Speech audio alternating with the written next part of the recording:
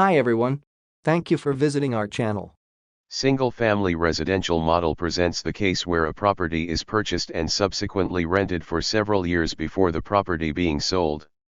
The model generates cash flows on a project and equity basis and also calculates the relevant metrics: cash on cash, internal rate of return, net present value, loan to value, debt yield, coverage ratio and DSCR.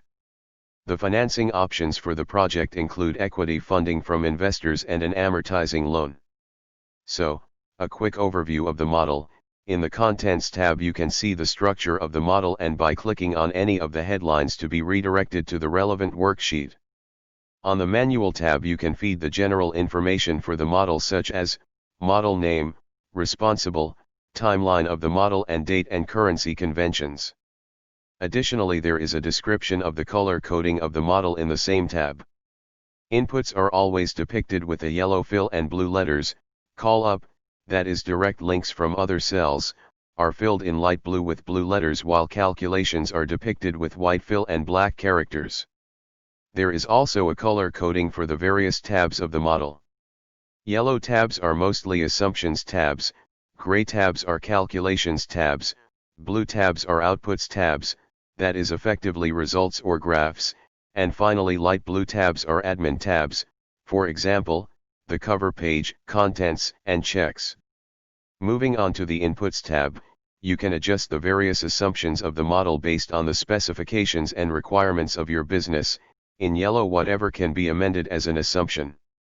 So effectively you can adjust a set of inputs such as purchase price along with closing costs and equity contribution, monthly rental, occupancy, inflation rates, maintenance, and insurance, as well as property taxes. Afterwards you can set debt financing assumptions, interest rates, tenor in years, and debt issuance costs, and valuation assumptions such as the exit year when the property will be sold, the exit cap rate and selling costs, as well as the discount rate used. On the Calculation tab, all calculations are performed. The calculations follow the same logical flow as in the Inputs tab. As already mentioned, no inputs from the user are needed here, as all the inputs are fed in the yellow cells on the Inputs tab mainly. So, in this tab, revenues, expenses, financing flows and free cash flows are calculated. On the Outputs tab, everything is aggregated into a cash flow statement, together with a free cash flow on a project basis as well as on an equity basis. The most important investment metrics are presented on the Ratios tab, where you will find all the relevant KPIs summarized. Additionally, on the Charts tab, a series of charts are presented: sources and uses, revenues, expenses, net operating income, debt service, debt balance, coverage ratios, debt yield, internal rate of returns, net present values, cash on cash and cap rate evolution. Finally, the Checks tab, where the most critical checks are aggregated.